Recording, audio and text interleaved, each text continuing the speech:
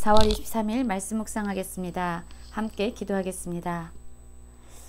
하나님, 우리가 얼마나 큰 죄인인지 날마다 깨달아 알기 원합니다.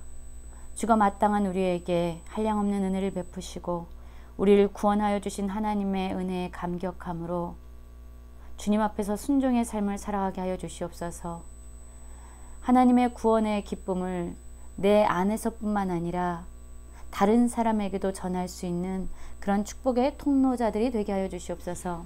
예수님 이름으로 기도했습니다. 아멘. 오늘의 말씀은 요나서 3장 1절부터 10절까지의 말씀입니다. 말씀을 함께 살펴보시기 전에 개인적으로 말씀을 꼭 읽으시고 묵상하는 시간 가지시기 바랍니다. 3장 1절입니다. 여호와의 말씀이 두 번째로 요나에게 임하니라. 이르시되 일어나 저 큰 성읍 니느웨로 가서 내가 내게 명한 바를 그들에게 선포하라 하신지라. 요나가 여호와의 말씀대로 일어나서 니느웨로 가니라. 니느웨는 사흘 동안 걸을 만큼 하나님 앞에 큰 성읍이었더라 라는 말씀으로 시작하고 있습니다. 요나는 니느웨로 가서 하나님의 말씀을 선포하라는 하나님의 말씀을 들었을 때에 순종하지 않았습니다. 그는 오히려 하나님께 의도적으로 불순종했습니다. 그러나 물고기 뱃속에서 3일 동안 머물면서 그는 하나님 앞에 간구하기 시작했고, 또한 그를 다시 육지로 물고기가 토해냈을 때 하나님은 그에게 다시금 니느웨로 가서 그들에게 하나님의 말씀을 선포하라는 그러한 명령을 듣게 됩니다. 이 니느웨는요, 아수르의 수도로서 사흘 동안 걸을 만큼 큰 성읍이었다라고 말하고 있지요. 이 두 번째로 하나님의 말씀이 요나에게 임했을 때에 요나는 비로소 하나님의 여호와의 말씀대로 일어나서 니느웨로 가게 됩니다. 첫 번째는 하나님의 말씀을 거부하고 불순종했지만 이제 그는 하나님의 구원의 은혜를 받은 경험이 있습니다. 물고기에서 살아났습니다. 그리고 그때서 비로소 하나님의 말씀에 순종하는 그런 길로 나아가게 되는 것이죠. 사흘 동안 걸을 만큼 큰 성읍 니느웨에 갔지만 요나는 하루 동안 다니면서 외칩니다. 40일이 지나면 니느웨가 무너지리라 라고 말합니다. 하나님의 심판이 예고된 것입니다. 40일이라는 유예의 기간을 그들에게 허락했고, 이제 그들이 돌이키지 아니하면 이 큰 성읍 니느웨가 무너질 것이라고 요나는 선포하고 다녔습니다.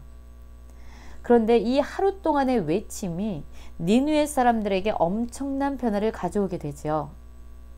니느웨 사람들이 하나님을 믿고 금식을 선포하고 높고 낮은 자를 막론하고 굵은 베옷을 입은지라 라고 말하고 있어요. 요나에 의해서 하루 동안 하나님의 심판이 선포되었는데 이 니느웨 사람들은요, 그 메시지를 듣고 그 말씀 선포를 듣고 하나님을 믿게 된 것입니다. 그리고 이제 음식을 금했습니다. 간절한 마음의 표현이죠. 먹는 것까지 금지하면서 자신의 생명을 걸고 지금 뭔가를 결단하고 있는 모습이 보여지고 있는 것이죠. 그리고 굵은 베옷을 입었다라고 말합니다. 이 굵은 베옷은요, 슬픔을 상징할 때 입는 옷이잖아요. 애통함을 상징할 때. 결국 이 니느웨 사람들은요, 요나의 외침을 듣고 금식을 선포하고 굵은 베옷을 입으면서 회개의 자리로 나아가게 되는 것입니다. 이것은 높고 낮은 자를 막론하고 일어난 일이었고, 마침내 이 이야기가 니느웨 왕에게까지 들리게 됩니다. 왕은 어떤 일을 하게 됩니까? 왕 역시 보좌에서 일어나서 왕복을 벗고 굵은 베옷을 입고 제 위에 앉으면서 애통하는 마음으로, 탄식하는 마음으로 회개의 자리로 나아가게 된 것이죠. 7절입니다. 왕과 그의 대신들이 조서를 내려 니느웨에 선포하여 이르되 사람이나 짐승이나 소떼나 양떼나 아무것도 입에 대지 말지니 곧 먹지도 말 것이요 물도 마시지 말 것이며 사람이든지 짐승이든지 다 굵은 베옷을 입을 것이요 힘써 하나님께 부르짖을 것이며 각기 악한 길과 손으로 행한 강포에서 떠날 것이다 라고 조서를 내리게 됩니다. 애통하는 마음으로 자신의 죄악에 대해서 슬히 울며 애통하는 심령으로 입술의 고백뿐만 아니라 마음의 회개와 삶의 회개를 결단할 것을 지금 촉구하고 있는 것입니다. 아수르 민족은요, 강포하고 잔인한 민족이었습니다. 그런데 이들이 요나의 말씀 선포를 듣자 모든 악한, 손으로 행한 악한 강포에서 떠나라고 삶으로의 회개를 결단시키고 있습니다. 이렇게 성읍 전체가 하나님 앞에 엎드려 회개하고 있습니다. 여러분, 이 모습은 요나의 모습과 너무나도 다르죠. 요나는 하나님의 말씀을 작정하고 불순종해서 니느웨로 가지 않고 오히려 그 반대의 지역으로 가기 위해서 배를 타게 됩니다. 그리고 그 배가 파산될 정도로 엄청난 폭풍우가 몰아칠 때도 그는 회개하지 않았고, 또한 그가 제비뽑힘으로 말미암아 그의 잘못으로 재앙이 임했다라는 것이 드러났을 때도 회개하지 않았습니다. 바다에 던져질 때도 그는 회개하지 않았습니다.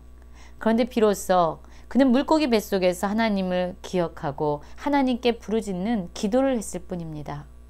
그런데 이 니느웨 사람들은 완전히 다른 모습을 보여주고 있지요. 이들은 하루 동안에 선포된 이 요나의 말씀 선포를 들었어요. 40일이 지나면 니느웨가 무너질 것이다 라는 이 이야기를 들었습니다. 그들은 두려웠습니다. 그리고 하나님의 심판에 대해서 생각하면서 자신들의 죄를 돌아보게 된 것이죠. 돌아보다 보니까 정말로 엄청난 죄를 저질렀고 그것은 애통함으로 슬퍼하며 하나님 앞에서 회개해야 된다는 것을 깨닫게 된 거죠. 이 니느웨 성읍의 전체 사람뿐만 아니라 짐승들까지 이 회개 가운데 동참하게 됩니다.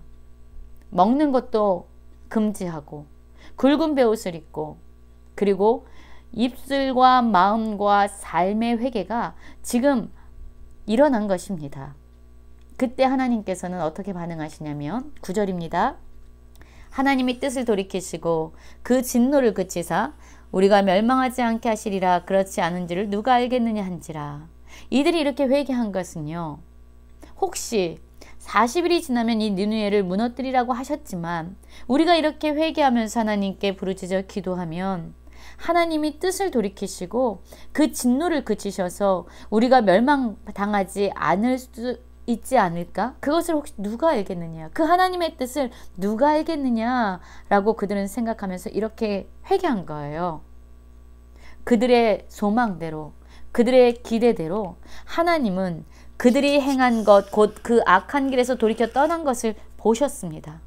그들이 모든 악함에서 떠나서 하나님 앞에 진심으로 회개하는 것을 보시고 하나님이 뜻을 돌이키셔서 그들에게 내리라고 말씀하신 재앙을 내리지 아니하시게 됩니다.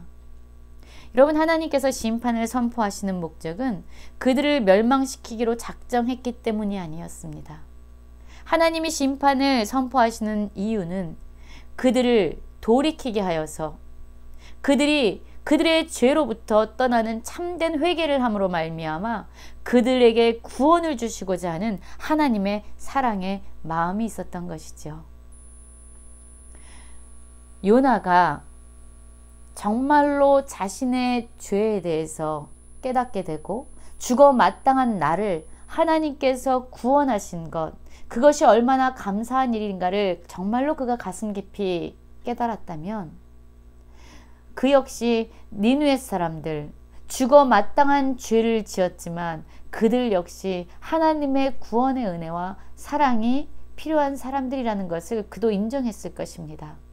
그러나 요나 4장을 보면은요, 요나는 하나님을 향해서 분노합니다.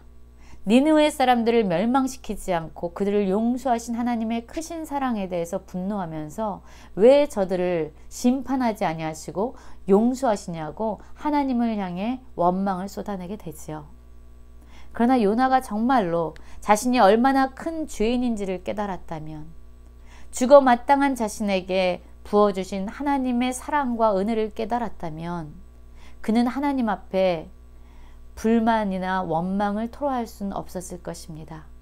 그냥 감사해서 하나님이 주신 구원의 은혜가 너무 감사해서 하나님의 말씀에 기쁨으로 순종해서 죽어 마땅한 죄인들에게 하나님의 복음의 소식, 그 소식을 전하는 그러한 사람이 되었을 것입니다.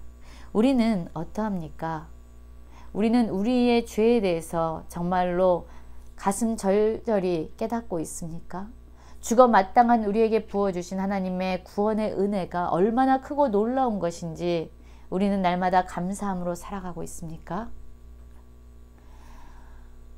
그 하나님의 용서를 기억함으로 말미암아 우리 주변에 있는 모든 사람들에게, 우리에게 상처를 주고 우리에게 아픔을 주는 사람들에게까지 그들을 용서하시고 그들을 구원하시는 하나님의 축복이 그들에게도 부어지도록 예수 그리스도의 사랑의 복음을 전하는 모든 성도님들 되시기를 간절히 기도합니다.